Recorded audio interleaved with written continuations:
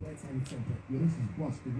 is DJ LSD, and you're listening to Love the Beat Radio, best station in the world.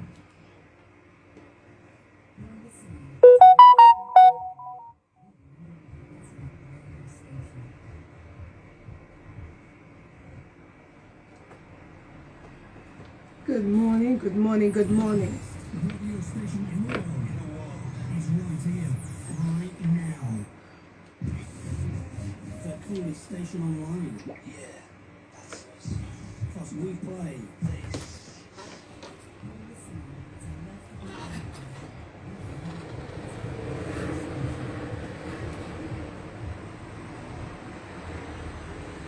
Good morning, good morning, good morning. Welcome to the Goddess Jazzy Show. I don't know what's wrong with my voice. I don't know what's happened. I've got a bit of a croaky voice, so bear with me. Anyway, I hope everyone's fine and everything else. I'm expecting my guest, my first guest. He's shortly on his way. Is he doubling up? Anyway, yeah. So he's on his way, and my other one is on his way too. So before they come, I'm not going to be playing no music today. We're going to have some serious conversation on father's rights is the first topic, and then the second topic is a surprise. So I hope you can hear me well. If you can, you know, I don't know what's happened to my voice. But, oh, 1 second. Hold on. Hello, come in. You in? Great. Come up. Sorry for my voice. I don't know what's happened to it. Hi, hello, hi. I'm all right. How are you? Come. We get hugs. Everyone gets a hug. Yeah. Nice to see you. Thank you. Come in. Very warm welcome. Yeah, every guest gets it, okay? You know. Come and have a seat. Just online. My boss will be coming because your skin's gone down. Don't know what's going on. So I'm gonna put you on live here as well. So come close. You can make yourself more comfortable on that. And it's Farouk. Farouk, yes. Farouk, yeah? Okay, let's get our seat. How did you find it? There's a thing underneath that can... Can it go down? Yeah. Push it, Well, yeah. that's it. I'm wearing on the fall off. Oh, there you go. Let's see if I can see you. Maybe I have to go like Right, let me go across it. Yeah, that's better, isn't it? Hold on. Hold on, peeps. Okay, good. Cool. Okay, can see you, yeah. Let me Great. get in there, let's get in there. Yeah. Let's have some of that. Welcome everybody. Welcome. My guest this morning, his name is Farouk. Welcome, Farouk. Hi, Have I said how your you name doing? right? Yeah, Farouk, Yeah? yeah, that's right, yeah. Okay, where's that name from? Muslim Muslim. background. Yeah, I'm Muslim, so I'm a Oh. Muslim background, so yeah, hence my name's Farouk, yes. Arab, Okay, yeah. Farouk. Okay, nice to meet you. Thank you so much Nice for to coming in, meet you, dude. Farouk. Honestly. That's okay. So let's start. How was the march? Tell us about The the march. march was good, Yeah. as in, I'll tell you what happened, right? Yes, please. We done something quite cheeky, yeah? Did you? Because there was a teachers' march on the same day. Oh no. Which funny enough, yeah, they had loads, thousands, but not one bit made the news. That night I watched the news, none of that was on the news, No. yeah. But what we did, right, we Yeah. didn't have the turnout that we expected, but Okay. but with the Fathers movement, it's typical, right? Yes. So what we did though, when we bumped into the teachers' march, we played it smart. So all of our guys got in the front of the teachers' march with all of our banners. So Yeah. when we did all the live recording, people Yeah. around the world, people in America thinking it's a major march, yeah? Yeah. But it was just a handful of us ultimately. Okay, But we well, you just hijacked the hijacked it. yeah, we Good on you, hijacked good it. thinking. And two of the guys went to the front of the march with the banners all the way, right? So all the press that they had, Yeah. it looked like there's two guys at the front, you know, parental alienation, standing for fathers, and a massive crowd crowd, at the yeah. back. Yeah, Well so done. we pulled a fast one, but Oh, well done. but the march in itself was good, and there was two people at the march. Okay. See, I don't know how much you're aware, but there was one chap called Ian Briggs and Okay. a lady called Judith. Now they're both into their 60s. Oh. They both lost sons to the child maintenance services. When you say lost, as in suicide? Yeah, Oh, suicide God, because of the mercy. harassment and pressure. Yeah. Now, when I was talking to them, you know when you're talking to someone who suffered a loss like that, now their sons were grown men with their own kids. They got grandkids, these people, Gosh, yeah? yeah. And they've lost their sons. And when you think about, like, what did they lose them to? It was harassment by a government corporation. So when I sat there, talked to them, Yeah. to try and just digest that information, even Yes. for me, I found it very uncomfortable, Yeah. and that's why the march was important. But look, we had about 30 to 40, maybe even 50 people sort of turn up. Okay, that's good. So it's still a Yeah. good turnout. And when we went inside Parliament, what they said is, now I've Oh, you never went been. inside? Yeah, we went Oh. inside, right? Now I've never been to a march or none of this. Yeah. I don't really understand how the mechanics of the government work. I was one of them people that think that none of these things ever work. Who Yes. cares? Like, do you know, I was one of them, yeah. Yeah.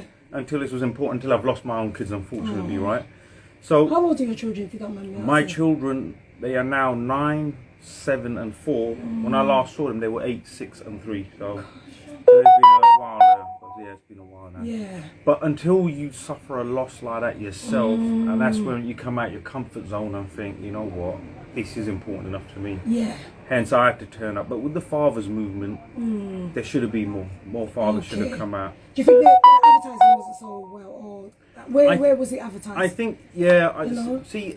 I think it's been advertised for, obviously, on social media mainly, mainly all over social media platforms, and there's loads of groups and fathers that have been posting it and putting it Yeah. out. Maybe we could have done more, but it's quite historic with the fathers movement that everyone leaves it for someone else. I know. You know how it yeah, is. yeah. Listen, everyone leaves it for someone else, and this is the difference, and this is the problem with the fathers movement as a whole. Yeah, no one takes it seriously, including the fathers themselves. Yeah. So if the fathers don't take it seriously themselves, How's everyone else gonna, as a government and all the other parties that are sort of fighting against it, going to take it seriously. Do you know what I mean? So, but look, ultimately it was good. We were in Parliament, and even you How was it understand, going inside there? it was an experience because I've never been inside. And considering we're living in England my whole life, yeah, you know, you never go to these To these places. places, yeah. You never do these things. You go somewhere else in another country, but in your own You country, you never don't got see your these own things. Yeah? one, yeah. So to go through the whole thing, you know, and I was in my orange suit because of disqualified dads. When I do my podcast, I wear an orange uniform, right? Because it's to represent I'm a prisoner. I'm a prisoner of the family court system. And there's a certain place they used to send prisoners from here as well, yeah, where they had no human rights and they could torture them. That's how you are in a family court system. You got no rights. So I wear that orange suit. Yeah. I'm coming on your podcast. I'm going to you gotta come on, come on there, yeah. Do this. 100%. So I went in with the orange suit in it. So what the guy said was I held up the whole queue, so they had to search me, they made me take it off. Oh, and all the guys said, look, you look like you're getting in prison, you're getting incarcerated as I'm walking in. So they took me in, we got in, had to take the t-shirt off, any symbols, anything. But once we got in, what they said is, when 40, 50 people turn up to Parliament, yeah, with the reports, and we had the intellects with us, yeah, who wrote the reports and all that sort of stuff, yeah. Sister Sally from Split the Difference, yeah, they're clever people, man. They're the ones that know all of this, right? Yeah. So they had the reports. So we went in there, you write a little slip out, and you call out your MP.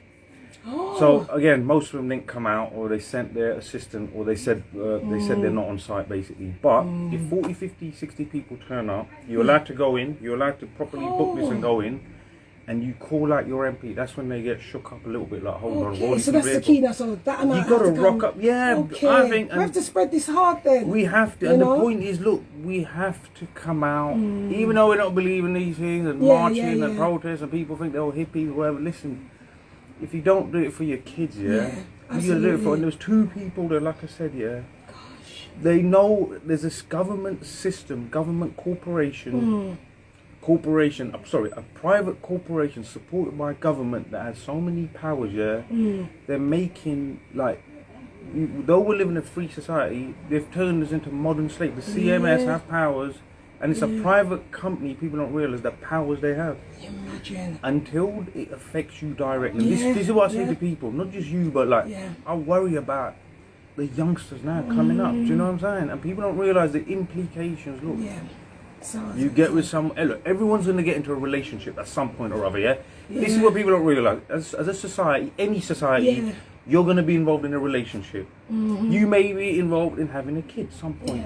The powers and the system that's built around that model of a family or a couple or a relationship, it is built that when this goes wrong, the whole system is designed to use that kid as a pawn and to drive money out of both couples. And so let me ask you, if your name isn't on the birth certificate, do you still pay child maintenance for the child? I'm going to tell you from the top of my head, yeah, I'm not 100%, but if your name's not on the certificate, birth certificate, then you can get away with not having parental responsibility. This is Ed, this is my guest farouk. Yeah, it's coming to, because the screen is. Did you get there? Yeah, sorry. Let me get that. I dragged him out of bed, sorry. How are you, sir? You good? So, but on the top of your head, you think you shouldn't? I don't think you do. If you're not on the certificate. If you're not on the certificate, no. If you're not on the certificate, I don't believe you do, because you don't have parental responsibility. None, yeah. Yeah, because they check, as soon as you call the CMS, they check straight away, is your name on the birth certificate, what's your national insurance number? Because if your name's not on the birth certificate, you ain't got then what is called parental responsibility. Okay. But I'd have to double check that. Yes, please. I'll double check that and come back. Yeah. Oh, can you? Oh, yeah, Can you? Oh, God. Good, just in time. Yeah, just in time, man. What's the question? The question is, if your name's not on the birth certificate, do you still have to pay child maintenance? Yeah. You do? Yeah, see, listen, mate, I hear stuff about child every day. Providing that there's a, what's it called? Like a DNA test. Yeah, a but DNA test? Yeah, if a DNA test has been done, then you have to pay child maintenance. And if a DNA test hasn't been done? Yeah, then you don't have You to. don't pay. But then what they'll do is that they will, what's it called, do a DNA test for you, and then you have to have, what's it called, pay for that DNA test as well to be done. Okay. Yeah, that's right, yeah, so that will make sense. They will force, because the CMS will force the DNA test, because if you are, they will make sure you pay. And also, if you live with a stepchild and that relationship breaks, you pay for that stepchild as well, by the way. People don't know that. Better listen to that. Yeah, really? there's a laws so around. Let's just say, a boy and a girl, the guy has got a stepdaughter. Yeah. He has to pay for her. If you've lived so many years with her. Okay. No, if you've lived with her for so many years, so let's say you've lived, from what I understand, 2, 3, 4 years with that stepchild in that household, and then the relationship breaks up. They can chase you for CMS for that stepchild as well. Listen, the laws around that are very murky. And people don't realise. The thing is, a lot of people don't know this, and a lot of guys don't know this either. You know, a lot of families don't know this. No, but the whole family court system, you got to understand, it operates in secret. The whole thing, the whole thing is set up. So the family court, CAFCAS, CMS, they work hand in hand. CAFCAS are the court social workers, but the whole system work hand in hand, and the whole system work on secrecy. That's why it's the best scam. The scams that run the longest are the ones no one talk about, no one knows about. Family court know this. They've studied the architects that have designed the family court. They've studied full-on human behaviour. So they've incentivized one gender on purpose. Why? Why is it not like legal aid is only available on domestic abuse allegations for one gender? And cross communities and culture, that gender has reacted the same way. They start using their kids. So that wasn't an accident. And then when these court orders are given, you can't tell no one, you can't talk to no one about it. It has to be kept secret. If you tell someone, you could get taken away, put in prison. And yeah, listen, if you get caught like contempt of court, whatever it is, if you talk about the court order, so they serve you a molestation order, for example. Molestation. Yeah, a restraining order. Yeah, listen, it's murky. The world of family court is so murky. But I can't understand why there's not enough information for people to know this. Why? I'll tell you why. Farouk, you're going to have to keep coming on to be spreading it. Honestly, I mean it. Because a lot of young people, especially young fathers, don't know. No, not even old fathers. Look, I was 41 and I didn't know this. Wow. This is what I'm trying to say. Now, everyone knows the law is biased, right? Look, in any Western country, everyone knows the law is biased. Yeah. But you still have this delusion that we're in England. This is a first world country. Yeah. We got laws. So what they think is, regardless of the system is biased, when I get there, they're going to listen to some logic and reason and evidence. Yeah, allegedly. But when you get into family court, no evidence required. What? Everything is done. So if you make, say, and this is how it is in family court, let's say you make 10 allegations against me, Yeah. In the criminal court, they will look for evidence. Yes. They will outweigh all the physical evidence to decide before someone's guilty, That's the criminal court. In the family court, you made 10 allegations against me, right? As we're in a relationship, you made 10 allegations against me. Let's say I have physically, with evidence, disproved 9.5 allegations. And let's say half an allegation, I say, yeah, there was an argument, we did have a dispute, but nothing happened. They're going to say, well, based on the fact that you're a man, on the balance of probability, though you've disproved 9.5 allegations, and we know that you know this person is obviously prone to not telling the truth at times, we still find you guilty on that half an allegation. Hence, you can't see your kid. It's just ridiculous. Oh my God, this paper really went through me when you just said that. It is madness. People have no idea. I know guys, right? Yeah. And this guy's he's been on a podcast and he's said this openly, and his case is well known now. Yeah. So when the case wasn't going in his missus' direction, what they did was they started coming out with rape allegations. Oh, Jesus. So he disproved them, and unfortunately some women are going to the extreme of, then when the rape allegations don't work and the case still going the father's way, then they start saying, oh, he was touching the children, inappropriate, and all of this. So then what happened with this guy, his kids at the time, I think they were 8 years old, like they're young kids, they're small, 7 and 8 and whatnot, yeah? So he's like, I'm not having this, I'm going to fight this in the morning, because just wake up thinking I'm going to fight this. By the evenings, I just sit there and think, listen, I'm still their dad. They're talking about doing checks and stuff on the children. So he goes, I'm still their dad, I have to protect them, I can't put them through that, regardless of the other party that has no care or concern. This is how women get hurt this bad to behave like this. This is, but this pattern, cross-community, cross-culture, the behaviour's been the same. So the family courts know this, and the legal aid lawyers, and unfortunately some of these women's aid groups and whatnot, the more people they get through the door, the more funding they get from government. Someone even told me, don't quote me on this, but that women's aid now has nearly 9 million in the bank. They can claim, I think, million or maybe even 2 million a year from the government. Jesus, Father, man. Tell me about it. Love for the children. Forget the love for the father. Yeah, just, look, you know. I'm not even here for the fathers. Forget the fathers. No one cares about the fathers, just the kids, man. What about the kids? The kids are getting damaged in the process. And like I said, the behaviour pattern is they are willing to go, like, unfortunately, one gender is prepared, the resident parent. And look, the facts of this, 90% of the resident parent in the UK are mothers. 10% are fathers. So you got to understand, 90% of men are non-resident parents. That is the pattern in the family court. As an accepted culture, sort of across Western countries, that father is not going to be present in their life. The leverage and power has been handed to one. Like, so we're not asking for power, just some sort of sensible approach. You know what I mean? But the power has been given to one party, and they get encouraged to use this power to its full capacity, because once you claim... I think the government likes separation. No, they love it. They like that separation. I don't think they want to see together. I'll go one step further, because once you enter this, you start thinking about things more. You think about society, life, how I got here, and you wonder even more, how can a person be sitting here like this, so hurt, not seeing their kid, and grandparents as well. And when you lose contact with one parent, you've lost contact. That child has lost contact with half of their family completely. Everything. Now, if you look at marriage, cross-cultures community is a big business. To get married, it costs money. To get divorced, it costs even more. Then to fight to see your kids, it costs even more money. It's a lifetime of work and earning that they can potentially fleece out of you. And the system is designed as well fully. And the problem is this, look, even with the family court, when you go to a lawyer to see your kids, a lawyer, barrister, they're all in on it. They know they're making money. They know you've got no chance, nothing's going to happen, but they keep you on edge. And this, I'll say this for people watching, if you find yourself in this situation where you've lost contact with your kids and you've had allegations placed against you, and then what happens? You get anxiety, you panic, you don't know what's going to happen. You go to a lawyer. When you're in that state of fight and flight, you go to a lawyer. They fleece you. They're going to think, they're looking at you thinking, we get 25, 30 grand out of this geezer.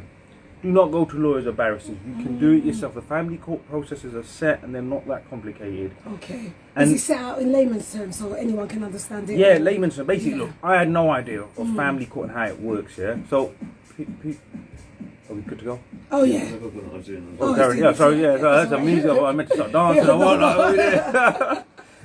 No, in layman's terms, look, don't go to a lawyer or barrister because they're going to rob you. They're there to rob you as well. They're in on it. That's what I was looking for the other day. They're so desperate. They're in on it. So you know when you're that desperate, what they do is, so when you go to a lawyer, they feed that desperation more with a little bit of hope.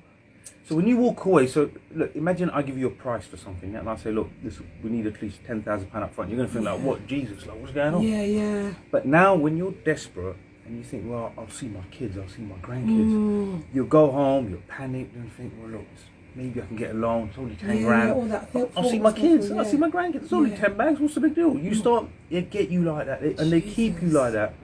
So once you then hand 10 over, they know, look, the outcome is going to be the outcome, right? Yeah, they can't influence the outcome effectively, yeah? Yeah. So what happens is when you then go to court, you go for your first hearing, second hearing, and if there's allegations of abuse, like I said, this could go back and forth for ages.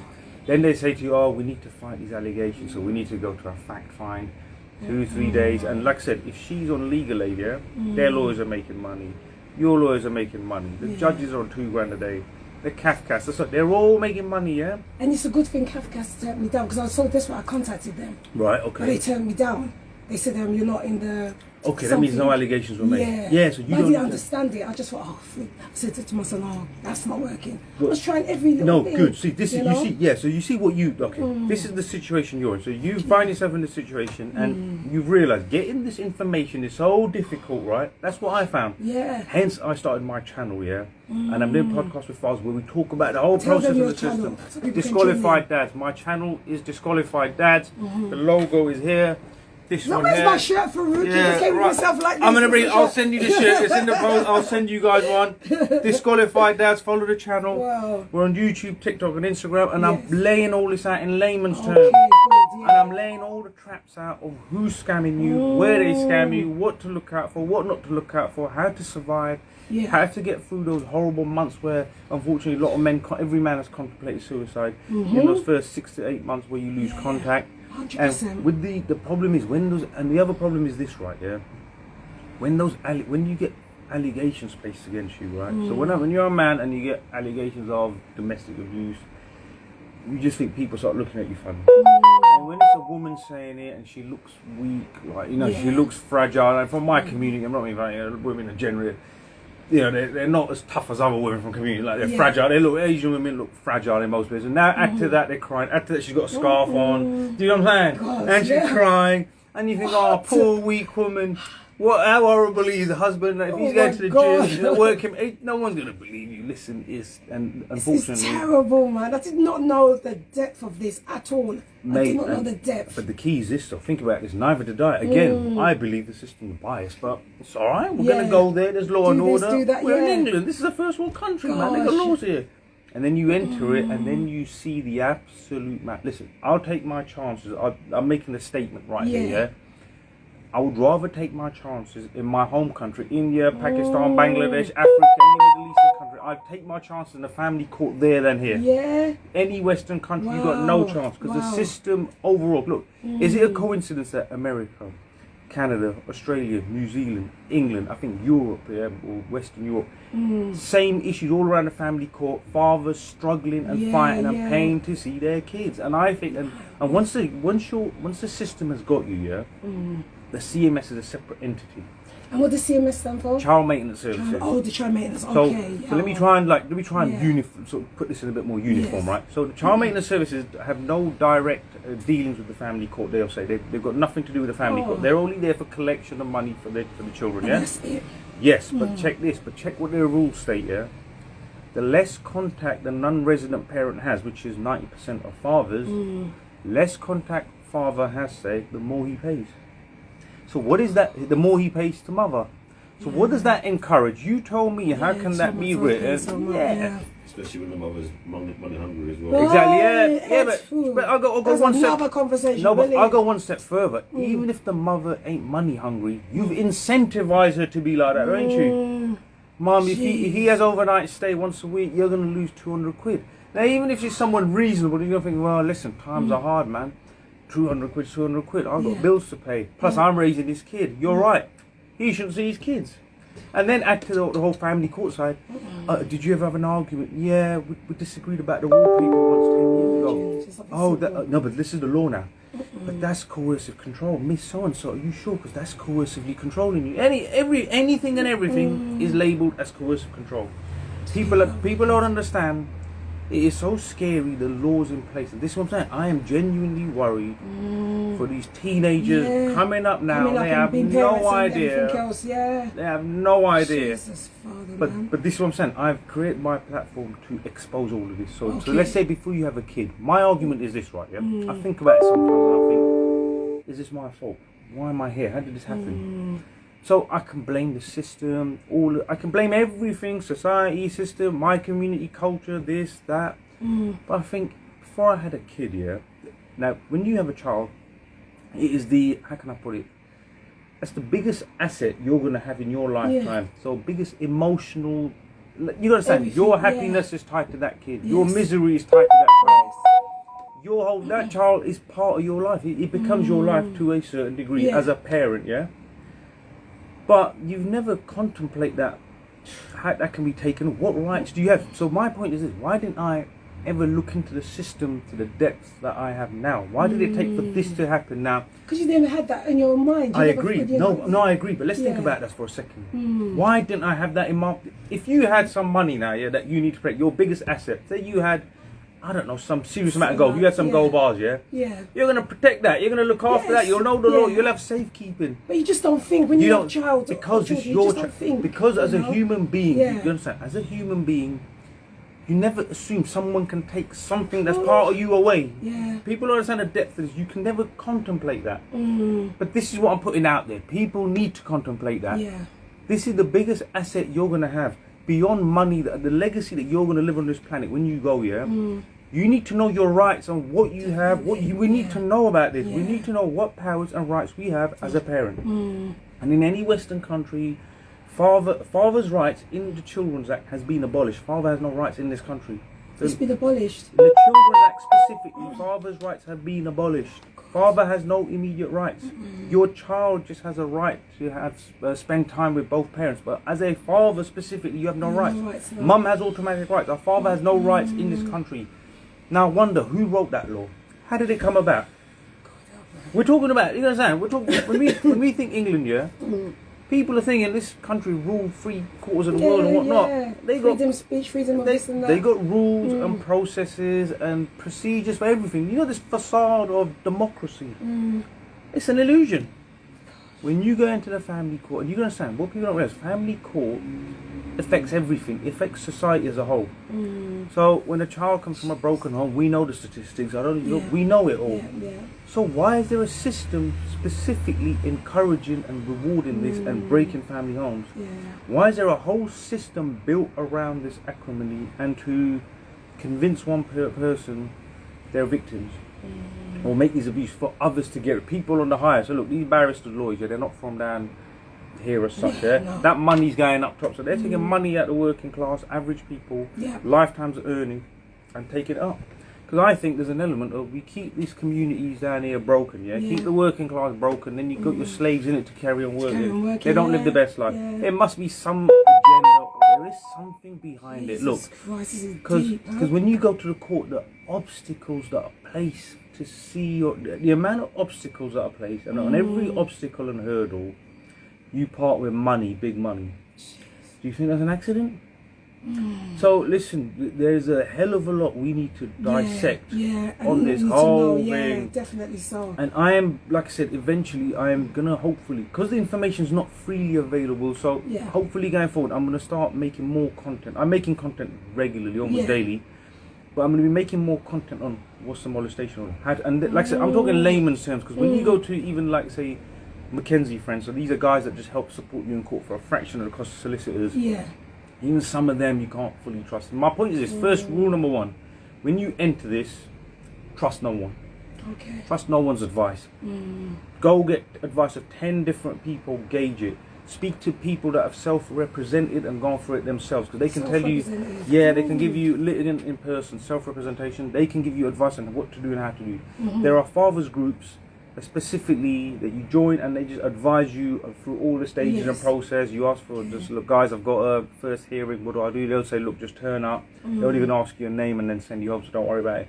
So whereas before you'd go to a lawyer, they'd charge you $5,000 with a barrister. You go in for your first hearing. Hi sir, are you so and so? You're here to challenge so and so? Yes. Okay, go home. You just lost $5,000. Your solicitor ain't going to tell you that. Oh, you need a bat. Yeah, they tell Man. you. They're out to You know rip what? you. You really saved me because the last solicitor I spoke to, it was 10 grand. Don't go to solicitor. Yeah, First and it's foremost, too you don't grand. need a solicitor. After the show, we'll Yeah. talk. I'll hook you up, Yeah. and I'll tell you what to do. Well, we're you don't need giving, none of them. this weekend a try and see what happens. If it's the same way, then we have to go that way. No, I'll tell you which way to Yeah. go, but don't use a solicitor. You don't need a Okay. solicitor. He cannot make any. You just lose 10 grand for nothing. Do you get there? Oh, Yes, you no. want me to move here, Ed? No, it's cool. Yeah. Wow. Mate, there's a hell of a lot. Because, but you know, when you're desperate as well, you will just go to Right. Google and this and No, that. you can Google. You You know? get do all that. Do all the Yeah, research. yeah. But when you're desperate and you go to a solicitor, Yeah. they know that feeling. They roll you in. Yeah, because the way she was talking and you've got to do this, that will cost that. And in my head, I'm thinking, I'm going to get this together. And I'm thinking at the end, I'll be able to at least see that. See my kid, that's what you're The thinking. thing is, though, yeah, that you say that there's. I've been through it myself, and I know exactly Yeah. what you need to do. You don't need a solicitor. Yeah. So excuse me. As you said, in the criminal law, it's all about evidence. Yes. So what I always do is, anytime I have my children, I write down the dates and times of when I have my children. Yeah, I take photos to make sure that it collaborates with the date and times that you have your children. So when you do So go even to a court, day out with them, you do all that, you Everything. process all that. Oh. because when you go to court and they turn around and the mother turns around and says, you shouldn't have the children because you're unstable, you're this, you're that, blah blah blah, but not to say, okay, cool. Well, because if I'm that's that much of an unstable person, why did I have them on all these dates? So you got access, yeah. Yeah, You but got access. I get when things are not her way. She starts playing up. Oh, you can't see the children. Yeah, so you're on unstable ground. So this is Yeah. the other problem. This is the other problem with that sort of access, yeah. Is she's effectively constantly trying to keep you on a certain type of leash. They've got you, and this is the problem. And what happens is when you got, because the problem is it's not like a one-off event. He's fighting that every week. Yeah. And eventually, what happens with fathers is they get to a point they think, you know what, Can't be it bothered just as ain't. well. It just Yeah. is not. In order to not have to deal with this human being, it's just not worth it. You know what? It's on your head. Yeah. What happens to these kids, and that's where a lot of Yeah. fathers just walk away because Yes. he might have contact now. If she has a wobbly saying of 3-4 weeks, you're not seeing them. Now there's guys now. What happens in a lot of cases, right? Like this case specifically, right? So let's say the example you just gave, yeah. They might see the kids. So say you saw them this week, then suddenly she starts playing up 3, 4, 5, 6 weeks, and when because you think I'm going to see them next week, Yeah, you're aching. Yeah. So broken contact is more mentally, emotionally damaging than clean break. Like, do you see what I'm saying? That's why guys, they get on that roller coaster. You're up, you're down. Oh, you're gonna see them this week. You're not, and that just hurts. You're torturing yourself. Yeah. Mentally, And with some of these, unfortunately, women, right? Yeah. What in a few cases, what's happened is where guys have said, you know what, keep them. Don't worry about it. Not interested. I've got my new woman now. Then like, and they start with photos of them on holiday having a good time. She's like, no, you need to take the kids. So sometimes you gotta play them at their own game. But You gotta do it like that. I always say is always make sure you keep a Okay. record Yeah, because, yes. like I said, it's about evidence. Yeah. Because we And you know, when you do go to videos as court, well. Yeah. Keep videos. Most times when you go to court and you provide that evidence to say that I want to have an order like 50-50 contacts or whatever or not, the court's going to favour because they can see your active Yes. role, Yes. your active Okay. role Yes. in the children's life. Yeah. Now, when another says, "Oh, but you do this, you're unstable," you're like, hold on. How can you prove that? Because if I was such an unstable person, you wouldn't let me have the kids all these All times. these times, yeah. Yes, That's what I'm saying. no, you're right. You got to keep a record, and Yeah, also that's another thing I'll really say is keep videos of conversations with your kids. So like kids, so to show them that they're happy Yeah, with you. Keep yeah. those videos Yeah. and ask your kids. Listen, how do you like? When you were Like daddy, do you something. enjoy it? Yeah. Stuff like that.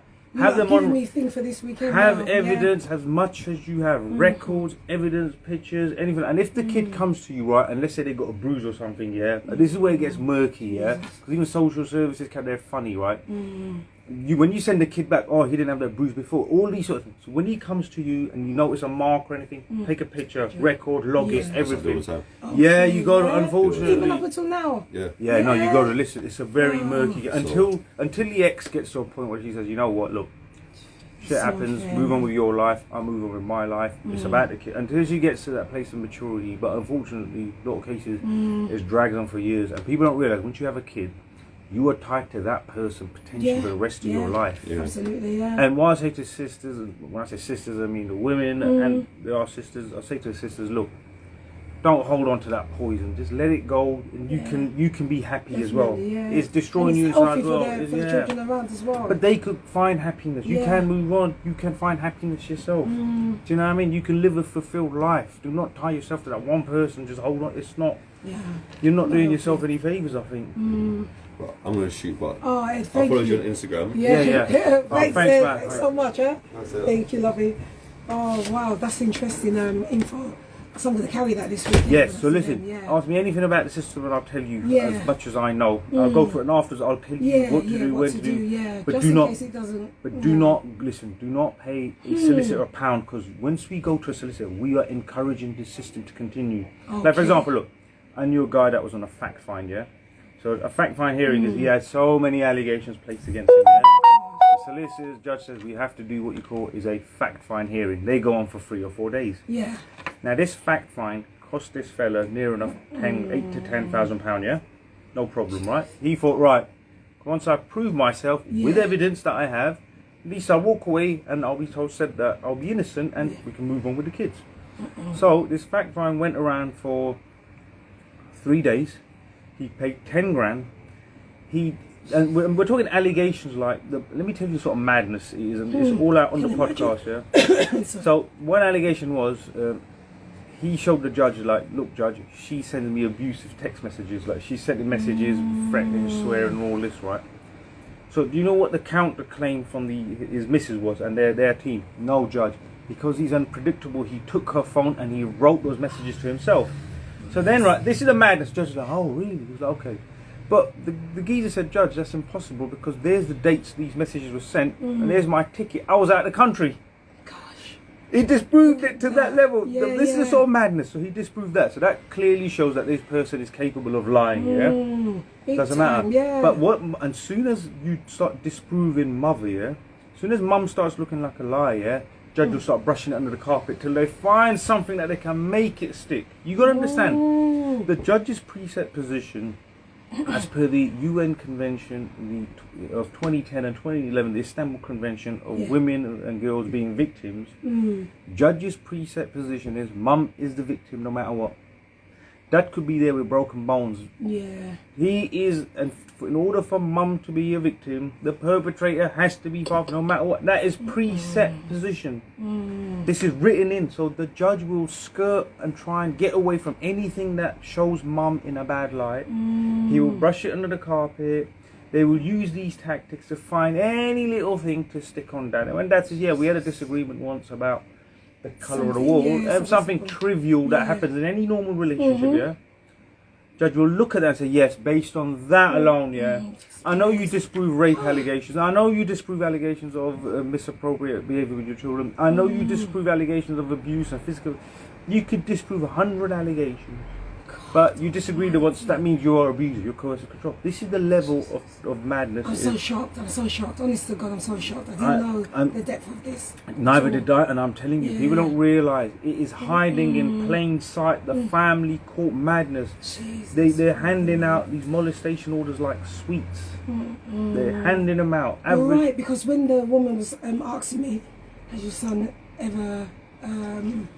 she didn't say the word hit, but she used it. And I said, no, what are you talking about? There's nothing like that's happened, She said, okay, that's all right. And then she's telling me that's £2,000. She's breaking down me. I said, man. But in my head, I'm thinking, I've got to get this money, because that means... No, you don't need to. You're going to get through this. And even if you need help and support, this is what I say to people. Get a good Mackenzie friend. Vet him. Check. It's called a Mackenzie friend. Now, Mackenzie friend... he might be a lawyer or so, he might be legally trained, but they're not necessarily. They're people who know the system, who come and help you, they sit with you, they can't talk on your behalf, but they tell you in your ear, they're watching everything's going on, they'll advise you, they'll tell you what to say, they help you with your statements and the documentation. But I would say vet them, find a good one, because even there's some of them there that have looked into this and thought, it's a good way of making money. Because look, this industry, you understand, this industry, it generates money out of nothing. And this is the other thing, you understand? To generate money out of human relationships. That's what it does. Think about this. But we're not really free when you think about it. Since we signed that birth certificate, we are slaves. We're not free anyway. We're slaves to this system. They've got us by litigation. So in the family court, when they've got you, the CMS, right? Let's talk about child maintenance services again, We'll talk about being free, once the CMS have got you in their clasp, yeah, this child maintenance services, which is an independent contractor to the government, right? And it's always been like that. No, it used to be the CSA up to 2010, CSA, yeah. and then because they came under a lot of criticism, because again more suicides and just the and these things you don't hear about. badly run, and you know, but back then, you know, the whole deadbeat dads and all this. Do you understand? Look, media conditioning, right? Yeah. So the news, media, everything you've seen on TV for the last 40 years have been conditioned to create this society. So men automatically believe this is an accepted position. Men know they're not going to be with their kids. This is an accepted life. One parent can, and this has all been we are conditioned to believe. Women are specifically victims. Women have known what's going on, because feminism has now reached. The feminists have reached positions of power. They're into positions of power, into every part of the fabric of society. Yeah, you can understand. They're in positions of power. So this gender war is now playing out in politics. So when I say it's a gender war, this ain't even a gender, it's a massacre. It's a massacre. Speechless badly. Oh, listen. Normally I ain't speechless, but I'm proper speechless now. Yeah, so let's carry on with the CMS, so just get the information out there, right? So to make sure everyone's aware. Yeah, please. So CMS then base a calculation, right? CMS have more powers than HMRC, firstly. Let me tell you that, yeah? So that's some serious power. Secondly, CMS firstly, so once they first get hold of you, they base the calculation of CMS that you pay for your child on your earnings pre-tax. Now, everyone in England knows we pay 30, 35%, 40% tax, right, yeah? If you had a normal 30, 35 grand, you know you ain't taking that home. Everyone knows this. The government, HMRC knows it. Everyone knows this, yeah? They know how much tax you pay. And CMS have access to all HMRC documents, so they know what you earn, what you pay, everything, yeah? So they know clearly that if you earn 30,000, for argument's sake, you only take home 21 maybe after tax. They know this. But their calculations on 30. So they're saying you owe us this much because that's what you earn. I don't really earn that. I only really take home this much. This is all I can afford. We don't care. God, then right, CMS, like I said, they are criminal because we just assume it's a government corporation. Sort of care. But they, like I said, it is almost like something out of movies. They have, and the people that have unfortunately taken their lives, and it's up to 1,000 men a year additionally are dying because of child maintenance. 3 men a day because of child maintenance services. Excuse me. Sorry. So what's happening is, exactly, I didn't know this. Don't get me wrong. 10 men a day post-separation are dying of suicide because of the family court, separation from their children, and the exposure to the family courts alone, post-separation, So that's that, they're dying there. But 3 additional because of the child maintenance services, Now let's talk child maintenance services again. So these men are dying because child maintenance services have power where they can force you to sell your house. Previously they had powers, they didn't have the powers, but they could take you to a court in front of a judge and revoke your passport and driving license to say this man's not paying, judge, we need him, we'll put him on electronic tag. Like you treat like a criminal. Fathers are treated like criminals. The law only seems to be for the law abiding. They can't do nothing about the real crime, but they harass law abiding fathers, Now, the CMS have powers of them. Recently, they passed a bill undercover in Parliament, They've snuck it in undercover, no one even knows about it, where they don't even need to take you in front of a judge now. In their office, their administrator can decide, right, take his passport, take his license, give that man a tag. This is what I'm saying. To get this out, put that man in prison. They had this much power, and this is why we need to stand against it, because this is modern slavery. And if some kid, 18, 19, who has a kid tomorrow, we're all going to be in a relationship. So I say to the women out there who think this is good, because a lot of women get behind this. Those women have sons. Your son will be exposed to the same system tomorrow. Your nephew, and will they be strong enough to survive it? Men are dying. It's a massacre. I can't believe that the suicide is that high. It's that high, but think about this. So CMS have those powers, and what they're doing is when they latch onto a good paying parent, and we're not talking about guys that are not paying parents. I'm talking about. They, like one guy I interviewed, he's been paying for 16 years for his kids. When he phoned him up and said, oh, listen, it's nearly coming to end, what's the situation? Oh, yeah, we've looked into it, we made a mistake on our end, you still owe us 9 grand. He was like, hold on, what for? Then they went back and forth for 6 months arguing it, then they came back, no, it's 20 grand actually. Then they slapped him with £27,000 of arrears, false arrears, false debts. So the guy that was there at the march, Ian Briggs, his son Gavin, who unfortunately took his own life, they left him with £100 a month or £50, something stupid to live off, right? That's sort of money to live off, and they were threatening him and hounding him to take his house away and all this stuff, and it just got too much. He took his life. And because they said to him, you earn more than what you're saying, he was, I don't. He showed them documents, evidence. CMS have also been, when they've been on deduction of earnings, where they take the pay from you directly and give it to your partner, they take it from you, but they don't give it to the partner. They create acrimony. Because then when the missus gets angry, she makes more allegations, as into CMS saying he's not paying, blah, blah, blah. They create drama, and then they can slap the father with false arrears. Because it's a private corporation, they're only interested in profit. They do not care about your kids. They do not care in broken society. This is a major corporation, big company. I'll tell you which company it is. I won't mention their name. But you know when you watch the news and you see those, you see these big high-profile cases and the prisoner, the sweatbox. They call it in prison terms. It's called a sweatbox. Yeah, where that prison van comes. That van, that company on that van, they run the prisons. They run the CMS. They do the money. Yeah. So think about it. So when you go prison for not paying CMS, they claim money for having you in their prison from the government. It's a scam. Listen, it's like a circle. Listen, like, you know. Listen. This idea, like I said, this illusion of democracy. You know, we look at. I'm guilty. Look like back home this goes on. Backhanders. This is done professionally. These guys are professionals. God, they taught these countries that, listen, this was imported behaviour. They taught these other countries this stuff. They're doing it here, they're the masters here, and we don't live in no democracy here. When you look at how this operates here, in plain sight, that, like I said, the two people I spoke to that day, they lost their kids, man, to these harassment and bullying from these organisations. These people don't even care. That is ruthless. False. It'll only change when we come up. So when the next event happens, we have to show up in numbers. So since you said that, now we have to really make this more. We got to, and not just that. I'll send you all the reports and stuff. You got to send it to your MP. The reports. I'll send it to you. The letter.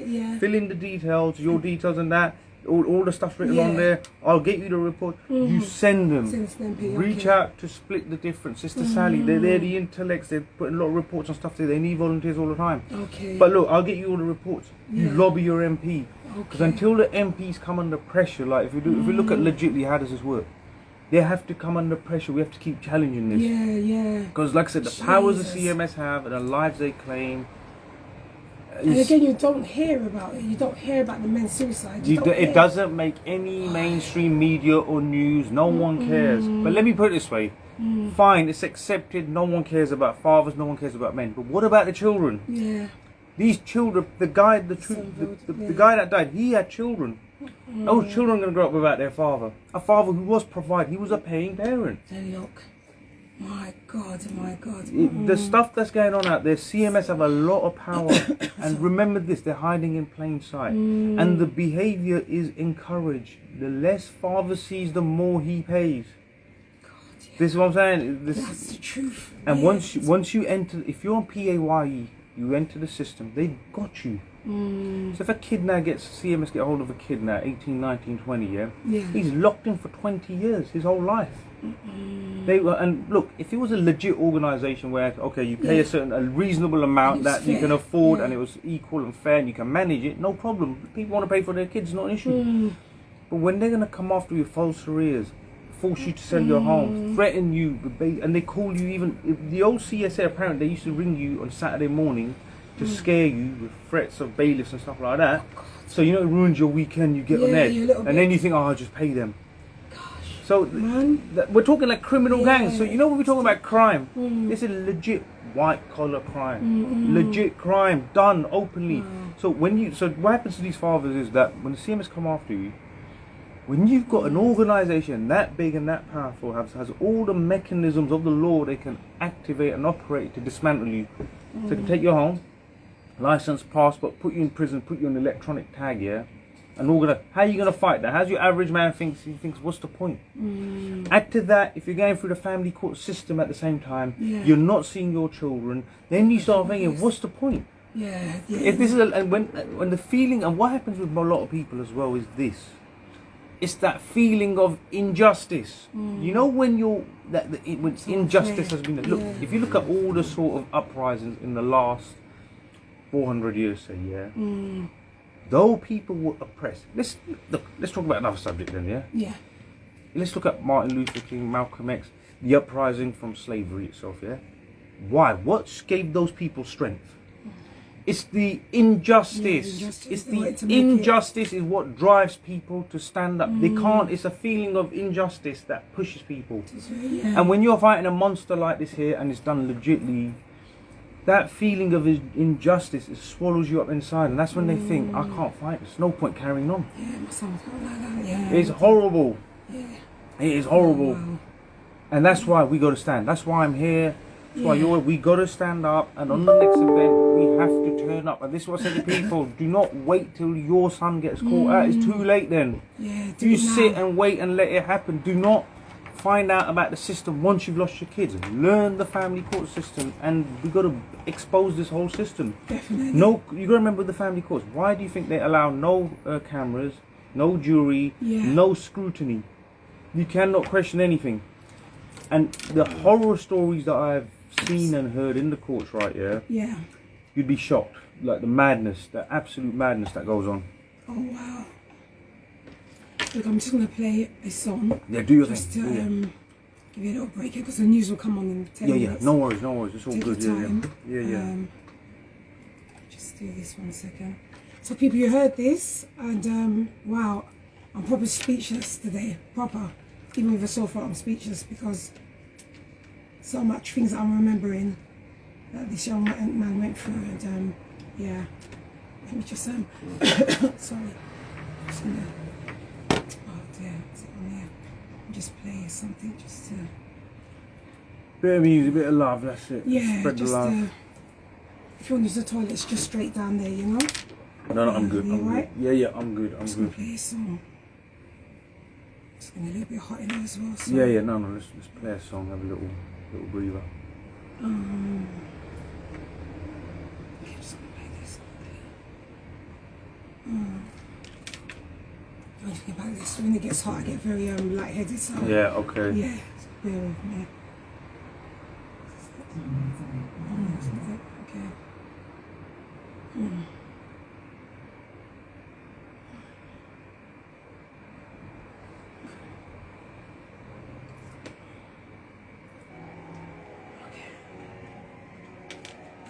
Alright, take a few moments. I'm just gonna, Right. let me just get a bit of a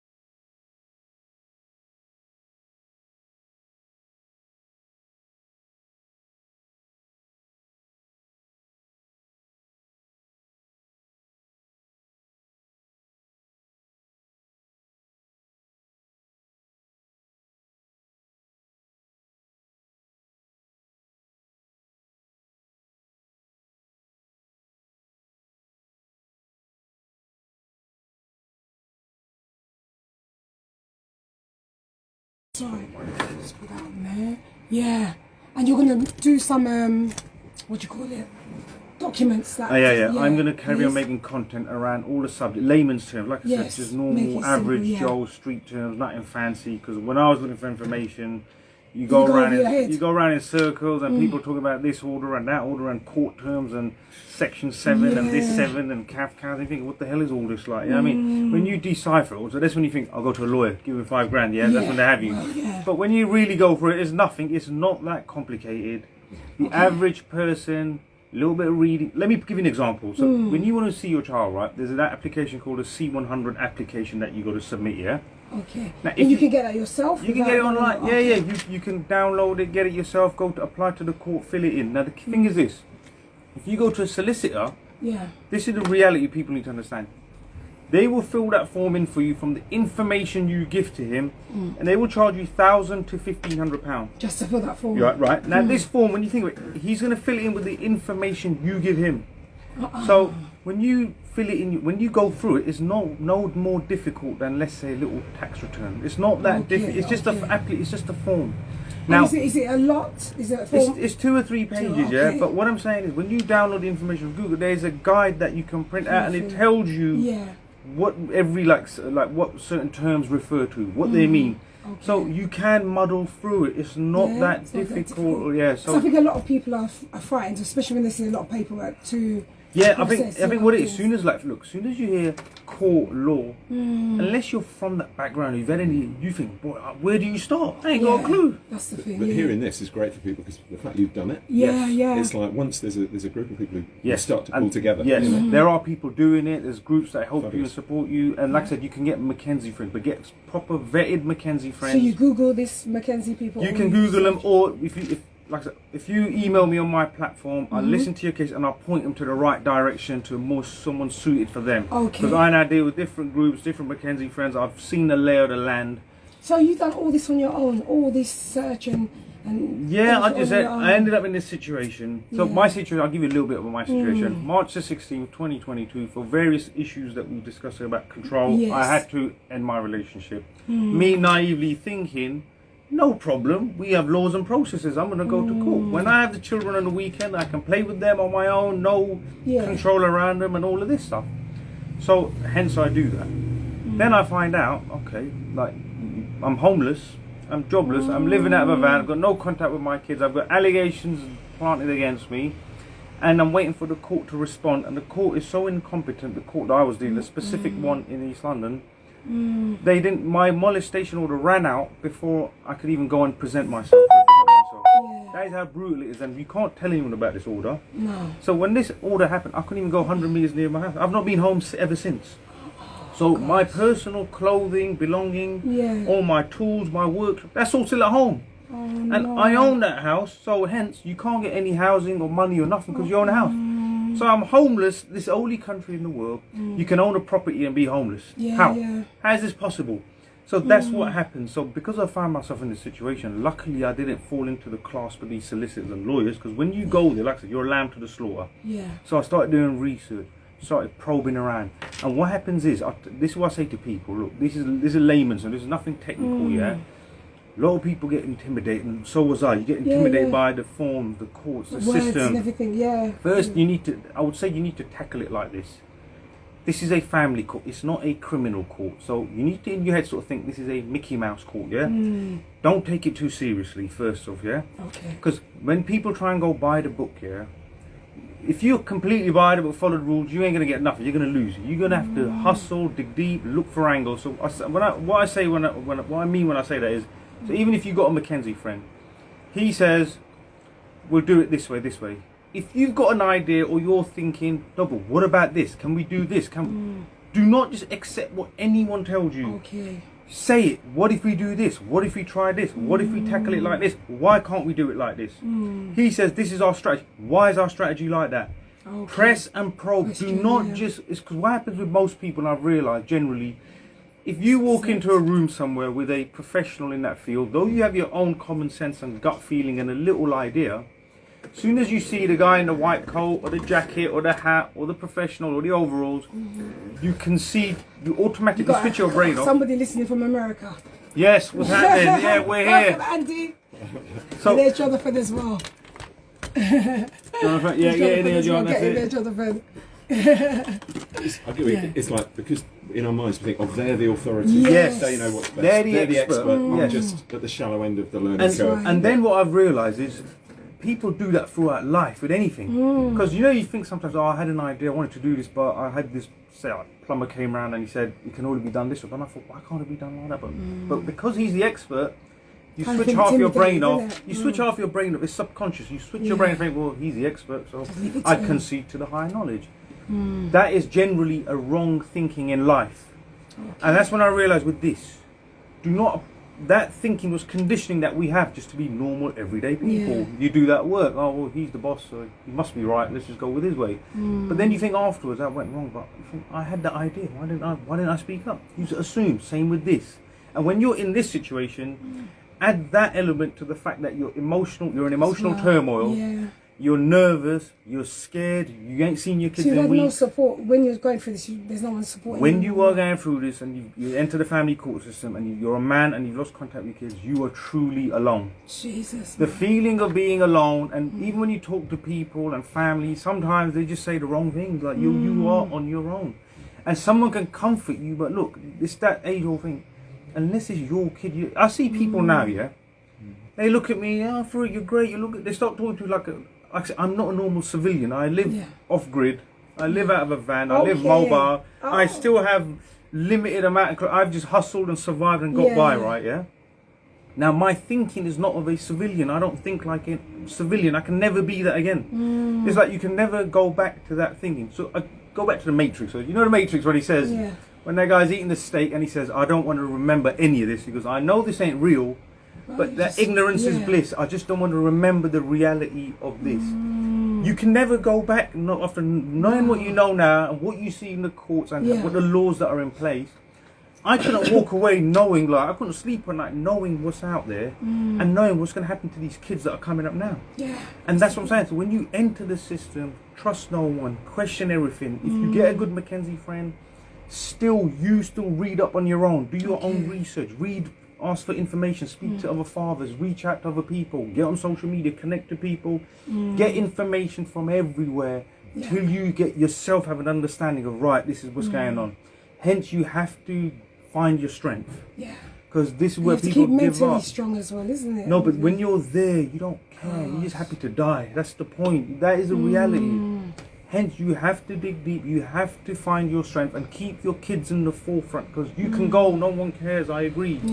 But those kids, they have a chance of seeing their father. They have a chance of having that love and affection if you're still around. So pull yourself together. Find the strategies. Do the research. You can do it. Nothing is that complicated in life. Because like you said, people enter and think, my God, I'm going court. I need a barrister lawyer. When you start, like the C100, when I first saw it, oh, bloody hell. $5,000 to submit that, fill it in, have a barrister for the first hearing, like I said, where you're just going to say your name and walk out. The C100, when I read through it, and I thought, hold on, are you for real? You're going to charge, people are charging £1,000, £1,500 for this. If you get a good Mackenzie friend, £100, he'll help you get through it. He'll help you write a statement. But don't even trust them. Trust no one. Do the research, and you can do, believe you can do this. Nothing is that complicated. Yeah? But you just got to apply your mind. And this is the other thing I'll say. When you're going through this emotional trauma, your nervous system is blown. Your brain is blown, your nervous system is blown, you are all over the place. Trauma can also give you strength. So if you use this trauma in the right way, you can produce feats of strength, physical and mental strength. Hence, apply your brain to the places that you need to. That's what I'm saying. So harness that energy and do it. So when you're fighting to live, listen, when you're fighting to stay alive, you're on adrenaline. You have a lot of strength. That strength, like I said, in any normal day without that trauma, you can't produce that. You're not capable of doing feats of greatness.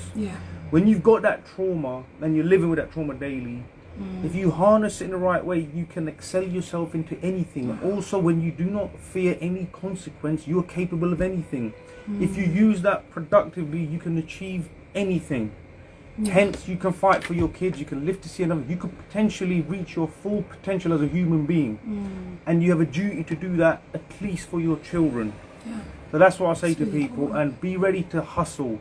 Those that want to be by the book and think, I'll go get a Mackenzie friend or a lawyer and I'll be okay because I paid money, do not, but that's a fantasy. Okay. You're going to have to hustle, you're going to have to question, you're going to have to run around, do legwork.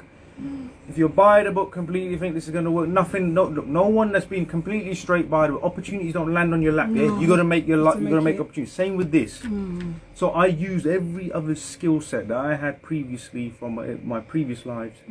I amalgamated it and I thought, I can do this. Yeah. I know my work ability. If you're going to put in 1 hour, I'll put in 20. There's no comparison.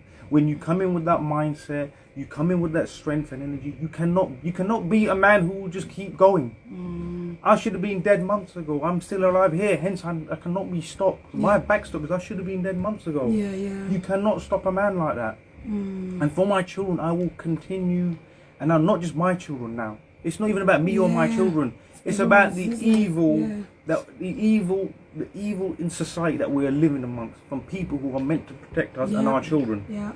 That's why we have a duty to them, you know. That's why I've got to keep going. Gosh.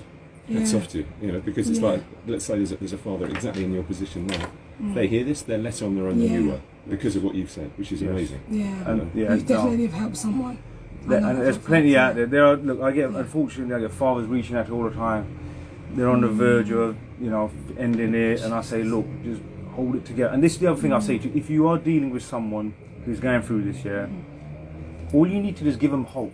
Because when people say, look, in 8 months, year, when they're 18, they'll come and see. Listen, that's a long way off. That guy can't get past the next 8 minutes. Give them hope. Get them through those few hours. Get them through that day. Get them through that week. That's all that matters, until they get to a place where they're strong enough to manage themselves. You just need to get them through that hour or day. Like, make a joke, whatever. Take them for a coffee, change their environment. Just be normal, and don't.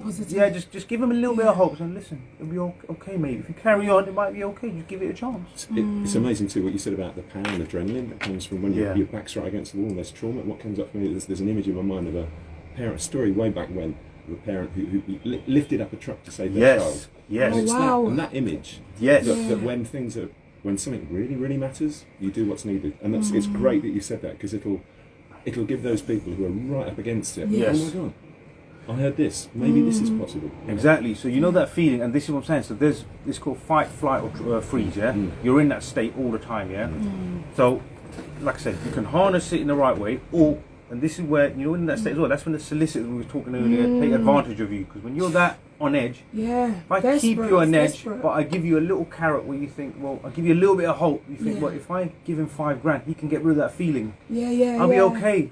What's $5,000 if he can get rid of this? That's when they fleece you for thousands. This is what I'm saying. And like you said, if your life depended on it, in that moment, you can do physical stuff that you've never done. Why is it that you have that strength in that moment? Not just the physical, but let's say because you've had no choice, you found yourself in a traumatic situation, risk of violence or an accident or something like that. You're either going to freeze, you're either going to run, or you get to a point where you think, look, I'm going to go if I don't do something, so I might as well give it my best. At that point, that strength you can draw, and the mental strength you can draw out to do that, and like I said, your body will produce the adrenaline to deal with it, So in that moment, that strength you can draw out. Now, when you're going for the family court, the other emotional element that people don't realise is you're in that state. You've got that trauma. And when we talk about the risk, you've got to understand, there's no threat of immediate violence or risk to you, but there's an element of your child's not in danger, but you don't have the security of knowing that your child is safe. You've got to understand, it's a primal human emotion.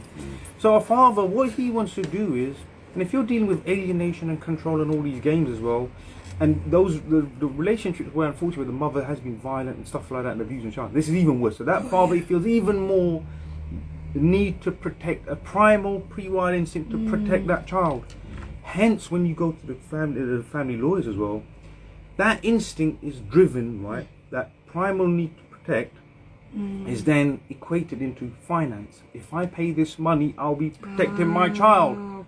So what a lot of fathers, unfortunately, they get loans at, they end up in debt. Yes, they end up in debt. But understand that primal feeling. So these people, the architects of the family, they know these emotions. They've studied this. So that need to want, and this is what I'm saying. So you can produce that adrenaline and do something out of character to protect your child. It's primal. So when you end up in family court, you've got that it's that primal hardwiring. Your child's not in danger as such, but you want to be with them, you want to protect them. That emotion, a system has been built to monetize that feeling. Think about that. Who sat there and thought about it and think, hold on, these men will come in and fight the natural feeling, but we equate that into finance. These people are clever. We talk about evil. This is what I'm saying, it's a pure evil in its core. And you know what, Jonathan, there's been so many suicides from men, I didn't even know. Gosh. 10 men a day, John, post-separation, average, not studies done by me. In the UK? In the UK and globally, the male suicide rate is 4 or 5 times potentially higher than women. God, If you go into, like I said, I can't quote full figures, I'm not a numbers man. Go on to Split the Difference's website, Split the Difference, they've done global research into this. Men, like I said, are being let down globally because of this agenda and this narrative of women and girls are victims. Now this is the other thing, right, yeah? What Sister Sally told me, right, yeah? Sister Sally Ambar is a very clever lady. I've done an interview with her. She explains, I asked her, how did we get here? How did this happen? So the Istanbul Convention of 2011 for women and girls, for that convention to exist, this is the problem. So you've got that one law, one convention. Unless you now have a convention for men and boys, that will balance it out. They will then be equal. But because there is no convention for men and boys, that one convention and the laws and everything that brings, which is written into, I think, most countries in the world, it automatically stifles men. You've automatically become a perpetrator. So if the police get called, even down in England, to a property where, let's say the missus has reported abuse, the woman has reported some sort of altercation and abuse, if police turn up and the man has got marks on him and he's bleeding and whatnot, they will still walk away. And that man will be reported as the abuser. So then that feeds into the stats of women are victims. You see, that feeds the stats. Those stats then feed this narrative of women and victims becoming, women and girls becoming victims. Now let me, okay, you're a lady, yeah? Let me ask you a question, yeah? If you look at this law around coercive control now, yeah? It's ridiculous. It's gone ridiculous. Anything can be. They could pull something out of your lifetime, John, and say, John, 20 years ago, you were in this relationship. She wanted to buy a BMW, you wanted Mercedes, you didn't let her buy a Mercedes. That's coercive control. This is the madness of it. It can go back to any time and anywhere, yeah? Now, if you think about this, that behavior in its own, like coercive control, manipulative behavior, primarily women are they're more prone to behavior. Men don't really understand it. Like I said, for example, I know one case specifically, yeah? Every time this geezer wanted to do something with his kid, yeah? So when he was to take this kid to his mum, so the kid's grandparents locally, yeah? So listen, I'm popping out, I'll take the kids quickly with me for a little drive, yeah, see my mum. Oh, it's shower time. Like, oh, okay. Next weekend, oh, it's bedtime. It's dinner time. It's homework time. He didn't see it for years, and I'm thinking, hold on, right? Every time I want to do something with the kids, that... And I tell you, we talk about coercive control, yeah? So he goes, I wanted to drop the kids to school. So he used to go night shift, come home in the morning, perfectly fine, he never went to bed. Every time he wanted to drop the kids to school, he was like, Miss, oh, babe, you really don't look well. I think you should lie down for a couple of hours. Don't worry, I'll sort the kids out. You lie down. When I come back, I'll make you a fry up and you can watch Jeremy Kyle, right, or whatever it is, yeah? Or whatever morning TV it is. He's like, yeah, you're right. You know what do you think then? Yeah, but you're right, I am. Maybe I am tired. Gosh. Oh, you look really terrible. Your eyes look... So that she wouldn't drop the kids to school. Because do you know what that does? Control. You control the bond with the kids. You control that relationship. You control the relationship with the teachers.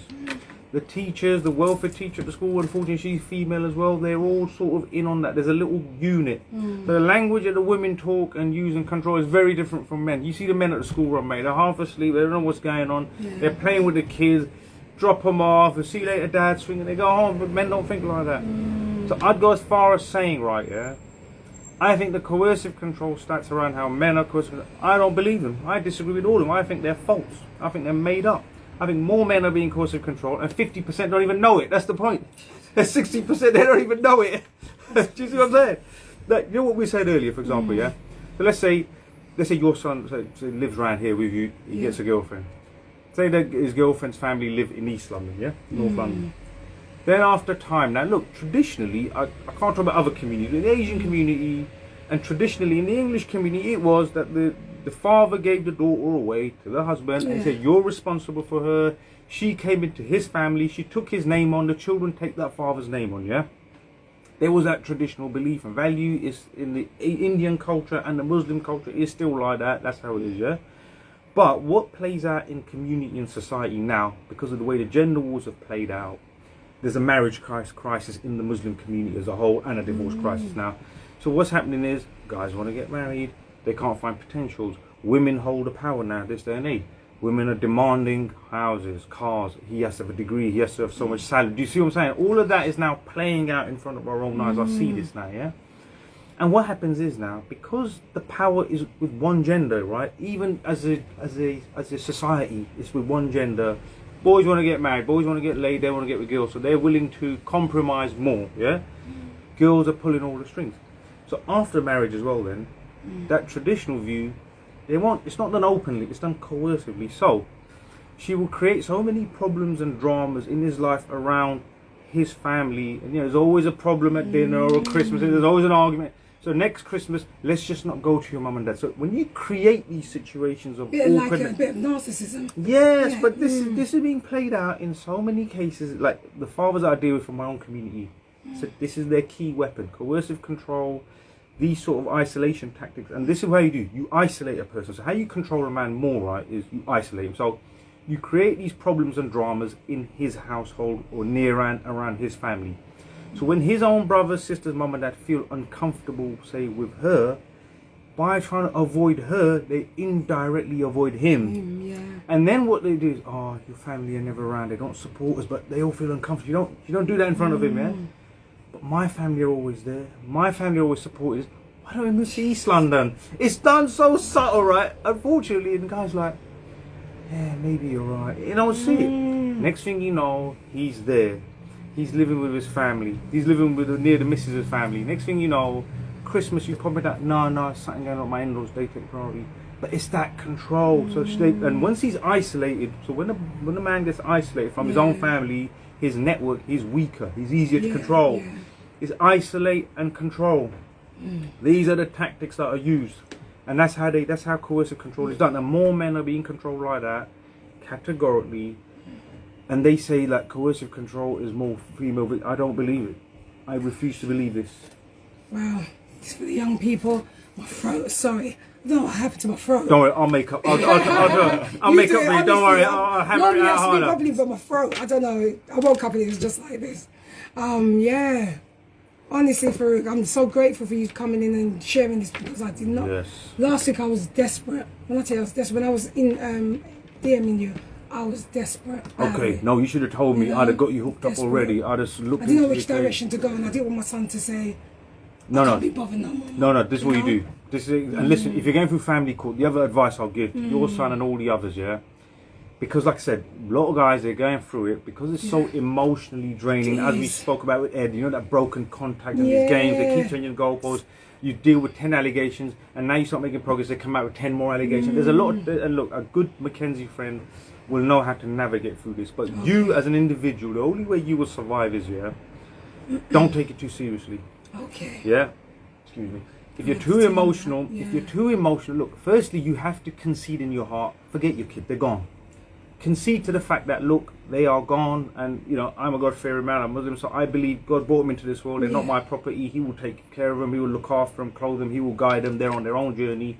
I will do my best, I leave it to the higher power, yeah? Because when you're dealing with a monster, this idea that you alone are enough, listen, you need that spiritual strength to keep going, number one, yeah? So I say this, do not take it too seriously. Okay. Because what they do, the other tactic in court, just so I'll put it out there so your son and others know, yeah? Yes. Especially if you're representing yourself, they will try and wind you up. The other side will try and wind you up, literally. Sometimes even the judge will try and wind you up. There's cases where the judge is literally in bed with the missus, you could argue, because he's there just supporting mum. He won't even let you speak. You are, like I said, they will try and trigger you. And then with frustration, sometimes guys get angry, start shouting and screaming. What happens? See, we told you. This is the narcissism I'm talking about. We told you, look, he's in control. Judge is like, yeah, you're right. And I'll tell you what, do you know what's happening in the Muslim community specifically? And the family court, when I say it's evil, I'll tell you why, yeah? They have a blueprint, and not the family, the women's aid. They give the women the blueprint for every culture, religion, and background. So I'll give you an example, yeah? A lot of military guys, policemen, firemen, when they're from that background, he's got PTSD. He's unpredictable. He might hurt the kids. So these are how military boys are being treated. These are the guys that go on to fight for their country. Yeah, they got the PTSD card against them. If you're, let's say you're a black man, right? You're a big, sort of strong black guy. That you look like that. Judge, look at him. He doesn't respect women. He beats women. And then the judge looks over and it's like, he's a big Nigerian man. Yeah, do you know what I'm saying? Yeah. But then, like with a Muslim guy, like, you know, a lot of brothers with beards and hats, yeah.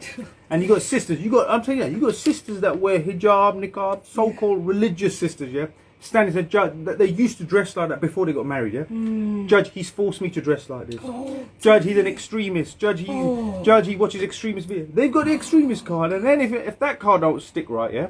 Guess what? Yeah, but he's Indian. They look down upon women. Culturally looks down. They've got every card. So the judge looks over. Let's say, like I said, he sees a traditional Nigerian man. He sees an Asian man or an Arab or a guy like an Afghan, a guy with a beard. Mate, you got absolutely no. Every card is being used, and cross culture, cross community. If he's a white guy, right? What they say is English guy. Oh, he gets drunk after watching football on Sunday, and then he gets aggressive. He's unpretty. There's a card for every scenario. You know what I'm saying? Let's say the Jamaican guy, oh, he smokes weed in the house, this and that, is dangerous for the kids. Whatever it is, they can make, they got everything. And what they will do, they will try and trigger you. They will try and trigger you, wind you up till you react. You got to stay cool and don't take it too seriously. Because when you're on this journey, look, you could be on this journey 1, 2, 3, 4 years, yeah? You are burning emotional fuel daily. You need to be in a place where you can run on autopilot. Yeah. I could do this every day. I got called for the next 20 years, it ain't gonna affect me. I'll still have bounds of energy, they can't stop me. Do you see what I'm saying? You need to be in that state where you're not burning fuel. Don't take it too seriously. Treat it like Mickey Mouse. That way you don't overreact, you don't panic. And like I said, they'll place alligator. They'll do all sorts of stuff to trigger you. You got to stay cool and composed. And like I said, as far as the women, every community code, they've sold out.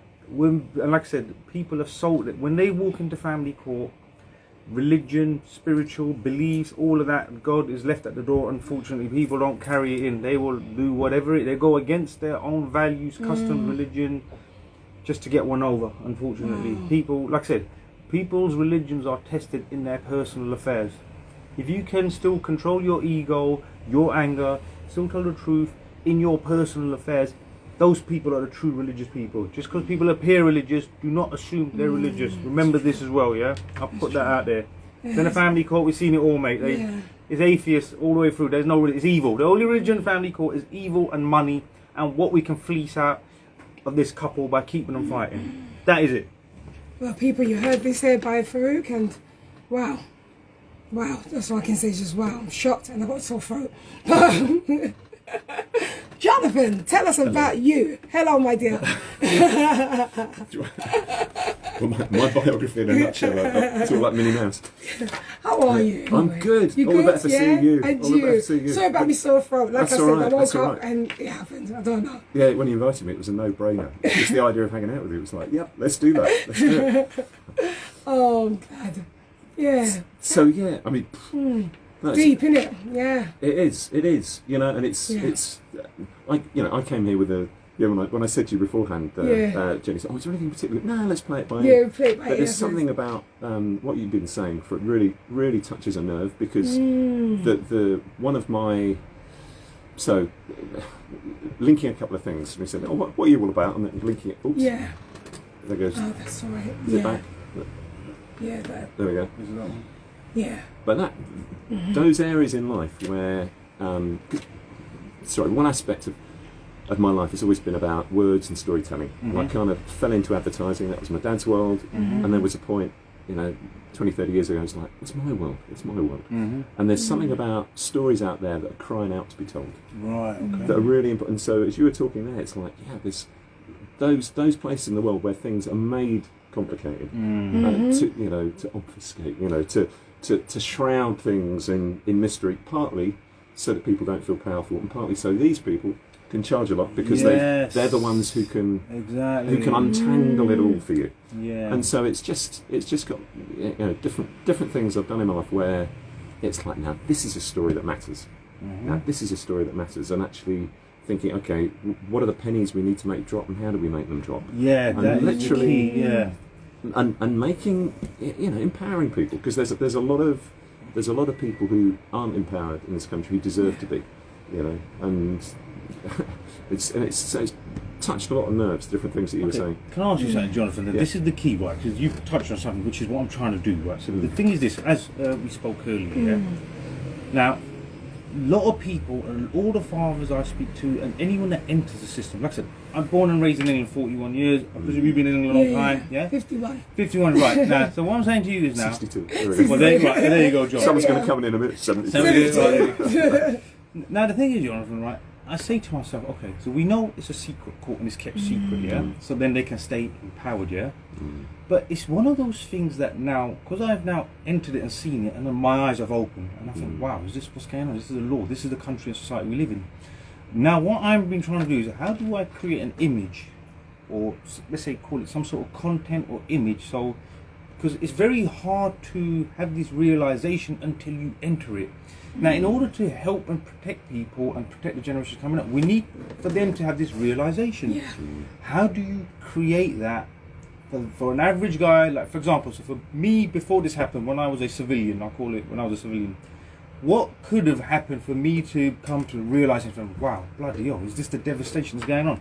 I'm still trying to create an image where I can touch the masses where they think, whoa, wow, is this what's going on? It's hard to create that. It isn't, it isn't. It isn't, it isn't. So it's like, as you were saying, that this is not the image, but it's an image. Have you ever seen the movie The Wizard of Oz? Yes. And there's a point where, you know, Toto. Yeah. Toto comes up, gets the curtain by the teeth, pulls it away. That's the right. cloth comes down, Yeah. and there's the guy pulling the strings. It's all a bloody illusion. Yeah. So there's something in what you're saying. It's about pulling away a veil. Yes. Pulling away a veil. Yes. And it's like, so this is what's going on. That isn't the image you're looking for, but a lot of... No, that's what we need to achieve, yes. I've been very, in lots of different ways, I've been very blessed in my life. Partly in... so starting advertising, it was once described as the most fun you can have with your clothes on. That was advertising. In my life, I've often worked as one half of a creative team, so I'd be... This is going to sound very sexist, but yeah, Mr. Words, Mr. Pictures, because typically they were blokes that I work with. And so between us, we come up with the ideas. So I might come up with a headline, he might come up with a visual, but I might come up with a visual, he might come up with a headline. But the thing is like, how do we bring this idea into being? Yes. And the thing is, because out there, to get on people's radar, 90% of stuff out there is communication, branding, advertising. It's rubbish. Yeah. You know, to cut through it, it's like, you know, when if you've ever seen a baby look at a flower, they go, they drink it in with their eye, they see the whole flower, they see that it's a miracle.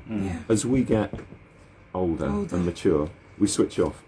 Red rose, seen that before. We don't see the miracle. You're less of it. susceptible to, your brain won't respond to it. We're trained to tune out stuff that isn't a threat. You're conditioned. So the stuff that comes through, if something's going to threaten your life, that cuts through. If someone's a dear mate, that will cut through. When you're walking down Oxford Street looking at hundreds of people, different things, there might be a clown on a a 20-foot unicycle, juggling. Oh, that's interesting. There's not many things that cut through. So knowing that to get on people's radar, there are games, if you like, to play to cut through. And sometimes those games have been used for not very healthy stories to get into our brains. But what's lovely is, for me, is like, how can I use my talents to be of service? How can I harness these ways in which we can get on people's radar and make pennies drop with stories that are crying out to be told, like the one that you've been talking about. So one aspect of what I do is about bringing stories to life. Another is I have this thing about creativity. I think we're all creative. It's like birds are born to fly, fish are born to swim. Human beings, we're creative. Some of the lovely things you touched on, it's like we turn thoughts into things. Unmanifest to manifest. That's what we do. Definitely. And when I was growing up, I remember my mum once saying to it, "Oh, you creative ones." She didn't talk like that, by the way. I just had to give her a different voice. I said, "What do you mean?" She said, "Well, your dad went to art school, your sister went to art school. You write a lot." I said, "I'm not." I said, "Mum," I said, who created this house?" Mum lived in the same house for nearly 60 years, but made an amazing home for us. And she said, "Well, me and your dad." I said, "But who mostly?" She said, "Well, I suppose I did." I said, "There you go. If that isn't creative, what the heck is?" To manifest a beautiful home. So there's someone in my life now, it's a female touch, countering some of the things you said, who's waved a bit of a female magic wand, Yeah, and the yeah. place is not what it was. It's beautiful.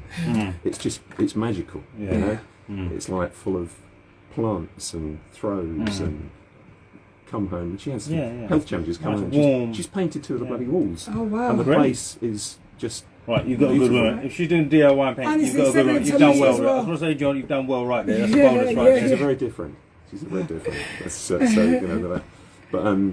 But yeah, we are all creative, and there's something.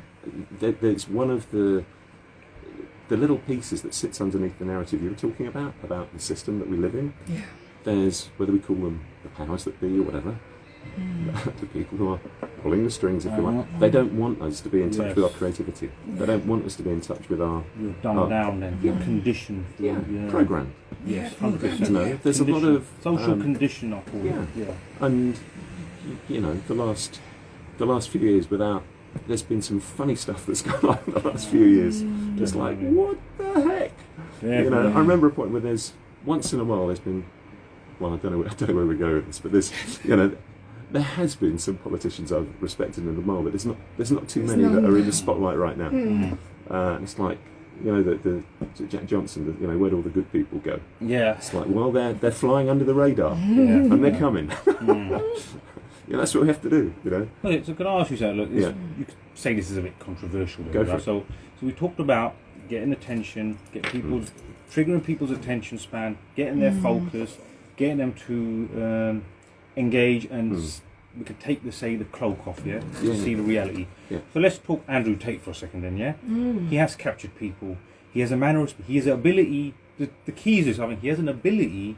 Forget whether you agree with him or not. Put that aside. But he has an ability to cut through and target something because he's had with a mass following. Yeah. So he's managed to cut through that. Yeah. He's got the attention. Then he talks about his message, and then you could argue then, okay, they're being shut down. Because is he then triggering others to be seeking within their own creativity, and that is dangerous then for the system. Do you see what I'm saying? Because whether you agree with his politics or not, he's achieved what we just spoke about. Yeah, you touch the masses, you cut through, you make people think, and you think, well, yeah, right. Why are we doing this? Why can't I do this? Why can't I be like? And just to go right back to Go on. the fellow you talked about, there's something that kind of links how Jenny and I met, and Yeah. there's something. So we met on let's call it an indigenous kind of healing retreat. Yeah, retreat. Yeah. And the path that led to that, I was going, with my dear friend. We're going to some series of sound bath, gong bath healings, and this lovely lady who runs them, she said, you know, what we are at one level is love, energy, sound, vibration. That's it. Yes. So it's like when you talk, the guy you talked, the key thing is where is this person or that person coming from? Yes. What's the place that they're coming from? Yes. Is it a place of love? Yes. And to me, it's like we get bombarded with so many messages, but once in a while, there's someone that resonates with us. Yes. We think this, whether it's a close friend, whether it's a neighbour, whether it's a family member, or someone that we might only see on the screen, but there's a truth about that person, and they resonate with them, and you can see that the place they're coming from is. And I think that's what people are ready for. There's not many of them on our TV screen, so you can't. they're the most inspiring people, it seems like, in this country, and are often flying under the radar, and they're not on. Yeah, they're not. They're They're a not. lot of ordinary people aren't aware of some really inspiring souls who, in some cases, had to be off the radar because what they're doing is empowering people, and there's those that want to censor those kind of people who are coming from a place of love, which is crazy. But then, would it be a key? You could say then, those people are flying under the radar, but those that are looking. So if you've had an epiphany in life, and you're now looking for that, you will find it if you're looking.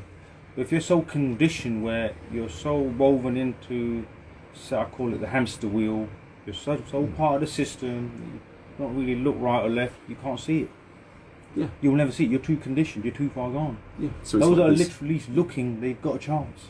You know what I said about the baby looking into. Yeah. There's human animal and there's the human being. Yes. And there's a piece which like, so I know, and some close friends will hold a mirror up to me sometimes, going, look, there you go again. Oh, geez. Yeah. I will do things in autopilot. Yes. The times yes. we'll drive a car down. You'll go back to your programming. When those times you must have had this where you're driving a car home, a route that you know, and you get home, you think, geez, who drove that? I don't remember a single turning.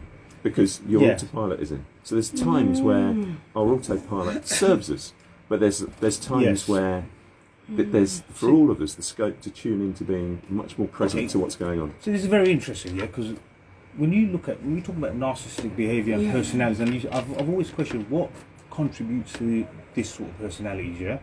Now, what psychologists and a little bit of studying that I've done, and they've said is that whatever programming you have from 0 to 10, 10 to 20, your brain patterns and neurological pathways have been formed by your experiences and the surroundings and environment and the habits and the emotion that you grew up in. They have formed your pathways, hence second generational trauma that plays out then in relationships.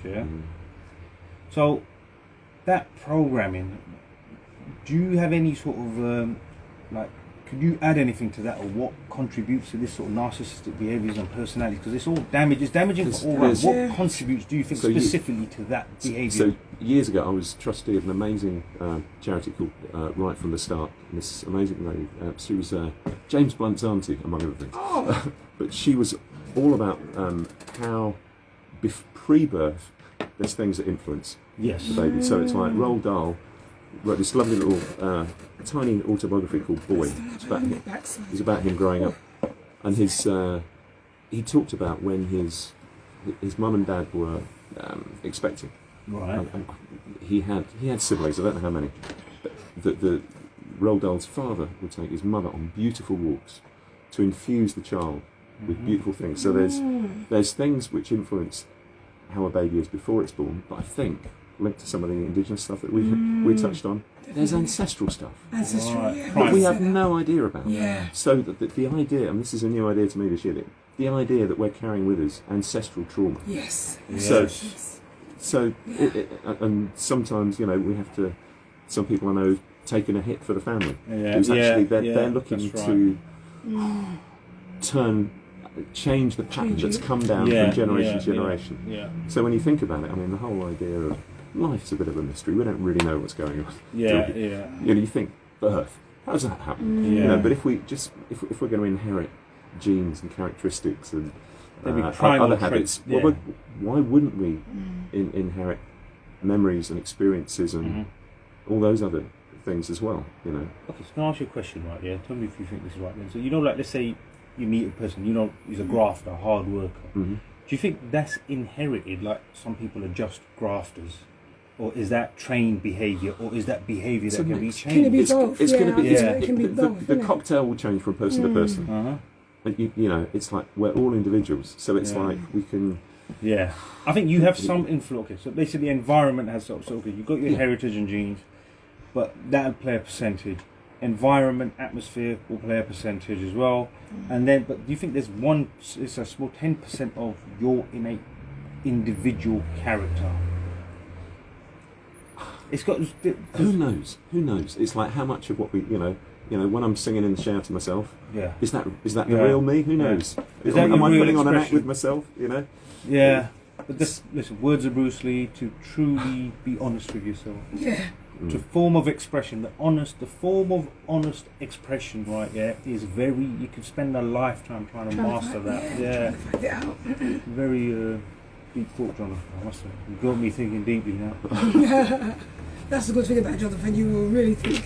Jonathan, you've got to come to his podcast as well. Yeah. So when's yours? Mine's Disqualified Dad. I'm on the road. I meet people. I set up lighting on the spot. Bam, bam, bam, bam. I've already got 6 episodes out on YouTube on Disqualified Dad. So check it out. And we'll get a T-shirt, hopefully. I'll get you a T-shirt. I was going to bring some. Yeah, and then I thought, well, and she might say, do I look like someone to wear T-shirts? And I thought, no, it's not about that. You just bring you're right. I should have brought it. You should have bought staple it. onto Stick it on the wall or something. I'm gonna send it in the post. Are you? Good title, Disqualified Dad. It's in here already.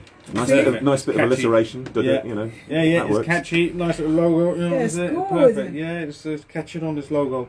We'll wear it. So now, one of the things I do, one of the reasons I'm here, there's a super inspiring client I'm working with, who her thing is, I won't say her name, her business name or anything, in case she wants to come on here and herself, but her business is all about rehumanising the workplace and creating, you know, safe environments where individuals at all levels have a voice, and it's very inspiring what she does. But names is a lot of what Go on. Yeah, so the other thing Go I've on, got, go so you're mate. talking about capturing images. The other Yeah, thing yeah. I do I wear an orange jumpsuit. Oh, yeah. Prisoner, Like a prisoner. He so went to I Parliament interview- last week. I interview in the jumpsuit, so Yeah. that orange suit is now catching on. And I was in Parliament with it as well, so that is my other USP is catching on. Yeah. And yeah, so when we do the interview, I'll be in my jumpsuit. He'll be in his jumpsuit, like I'm a a prison prisoner. jumpsuit. Yeah, I should. Yeah, if you want, we need to come up with given that this is called. We're not going to do it now, but you know, love to beat and all that. Yeah. We need to come up with some rap that describes what disqualified Yeah. dad is all Yeah. about. I like it, yes. Do it in a- Yeah, We'll I do love it. it. I forgot We'll to do it. rap. We will do it. Definitely. So you and I will stay connected, and we'll Yeah. find Yeah. a rhyme because you know Fun. words Yeah. is my thing. No, That's his perfect. thing. I've Yeah. been thinking of doing something like that anyway. But it's perfect. It's meant to be. So there you go. Well, no, we won't do it now. Yeah. So I'm out of practice on the cameras on. Oh, so Good stuff. when does the podcast? When is the actual sessions? I try and release one every weekend. Oh, and So the weekend, yeah, yeah, so it's okay. around, I've got to the stage now where doing regular interviews, and I try and release every weekend. Bam, bam, bam, bam. There's 6 long form podcasts out already. And what time is it from? There's no time. I just There's no release time. it. Yeah, I just Oh. release it. Yeah, I just release Okay. on the weekend. So normally Sunday, because Sunday's publishing and editing, people don't realize how difficult all the behind the scenes So I've work heard, is. yeah. So the editing, publishing. So I'm doing one a weekend. So there's one released every weekend. So mostly Sunday afternoon, Sunday day afternoon. evening. is Okay, that released. sounds So, good. yeah. Is that doable for you, John? Carry in. Yeah, Yeah, John, yeah. I'll touch base with So, you are sometime. you yeah. local to here? No, I'm from East London, but I travel right. around. I travel around with my kit, and we just sit Oh, wherever. I lovely. just need a sofa, I just whatever. We just need somewhere to sit. I set the lighting on the spot. I'm an electrician by trade and an engineer, so I'm very Okay. practical like that. I just set up anywhere. I don't need nothing. Cool. I just set up anywhere. Okay. Most important thing is we get the information out there. I mean, Yeah, I make yeah, everything else definitely. happen around the person. So I come to your house, for example. I'd come to your place. You just set the lighting up, sit there, and we'd hit it. Job done. Set up the tripods. All good. I'm mobile. Yeah. Very cool. Sounds Very good. cool. We have 8 minutes, guys. Okay. So I'm gonna ask. We're gonna get off the subject a bit. Okay. I'm gonna ask a very. Don't know what the question is. I'll do just a throwaway question. If you had one thing you could change in this world, what would it be, and why? Oh God. Right then, if you can't answer, Jonathan, you answer first. You think about it. One thing, Jonathan, and why? Find a way. It's almost like it's like a positive contagion that spreads, like a positive contagion that spreads like that. That people reconnect with themselves, with nature, and with their own nature creativity. Okay, beautiful. Yeah. Thank you, Farouk. Alright, if there's one thing I One. could do and show, I'm going to be selfish and say this. I wish I could go back and spend time, the time that I missed with my kids, because it can never come back. All those days and nights and hours working, you just think you're You just don't know. You're The doing thing is, it. when you start out with having kids, you don't know. But what men do is they think I'm doing my bit, it's alright because I'm Yeah. providing for them. But I say those moments can never come back. So I'll be selfish and just say, Yeah. I'll go back and enjoy every single moment. I'd work less and spend more time with my kids because these moments can never come back. Memories can never come back. So yeah. Okay. Do you know there's a flip side? Just thinking, disqualified dad. Two things about it. It's a great name. It's in here. To me, I'm just thinking that's your start point. Yes. That's your start point, and it's singular. But over here, there's something that's dad's plural, and it's a collective and it's positive.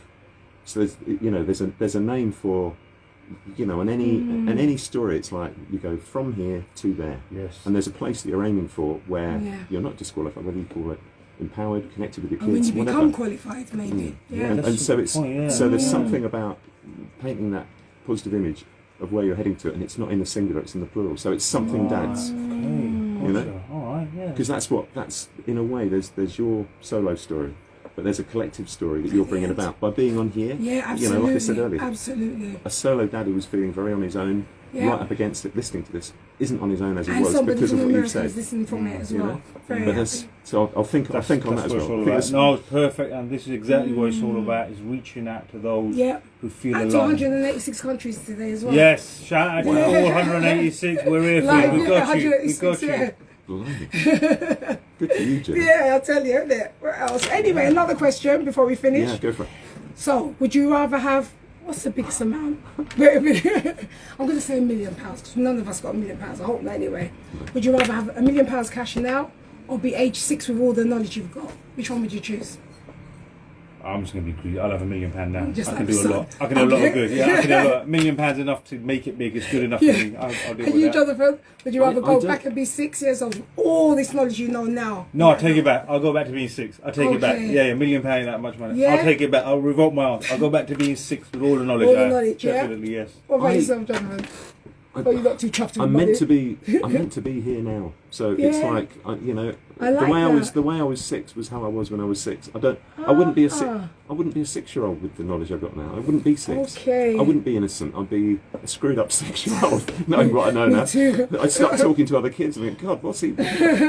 He's a bit of a weird one. Well, I thought anyway. It's just a But it's throwaway like- question, just to break down But what the we're idea, talking, but you know? there's stuff you can do with money. You know, it's like Yeah. the people who win on the lottery and then they blow it all because programmed to be Yeah. poor or whatever you want. This and that, yeah. But to Money have, gives you options. Yeah. there's ways that it's not the you can win £1 million. It's not for that. It's like Yeah. there's stuff that we can Can each of us do. could Yeah. put it towards Practically, yeah. that can bring good stuff into being. You know, When like we stories were cry saying. out to be told, like yours. You know, You can leave the world in a slightly better place than where you Definitely. found it. That's the bottom line, isn't it? that is it. And money can help you with that. That is, you know, and it's like when we get to one little, there was something very, very. I did a very powerful personal development weekend about 30 years ago, and the penny it dropped for me was like, how can I turn my life into a creative adventure? So when I get to the end of it, you know, whether I get knocked down by a bus tomorrow or 30 years, whatever.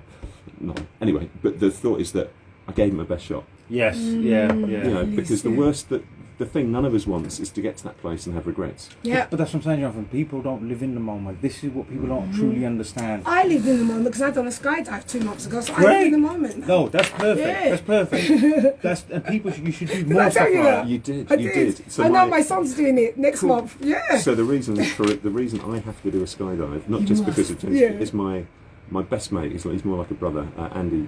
We run. He's visually impaired. We run together a lot. We're Yeah, dear that's right, mates. Yeah. He did a skydive, and he was giggling like anything when he came down. I thought I have to do this. You one have to day. do So, it, yeah, and I I've will. done it, so I you've will. got to do it now. I've been wanting to do one as well. You've So got you know to what? do it. I've said it. You have I am to do gonna it, honestly. I'm My gonna do it. 32-year-old son's doing it next month. I can't wait. Live in the moment. That's what we're gonna do it. Even the word skydive's got a good sound. Isn't it? Look, imagine when you tell someone, "Oh yeah, I've start skydiving." Yeah. What? You And I automatic told the straight whole away. world, people on the street, I was telling Your yeah, street do you know cred goes what? up straight away. Yeah. I mean, as soon as you say that, street cred's gone just like that. Do you know, way back when I went in my late 20s, I went travelling for a year, had an amazing time, and I was going to do a bungee jump the next day, which I did. I've done that and as well. I called home, and my dad, and he didn't talk like this. Johnny, he says, yes, you're not going to do anything stupid, are you? So I didn't tell him about it, and I showed him the video when I came back. But a whole bunch of us, we went to a disco that night, and they played Tom Petty's Free Falling. And it was just my like, gosh. we were all this crew that was going to bungee jump the next day.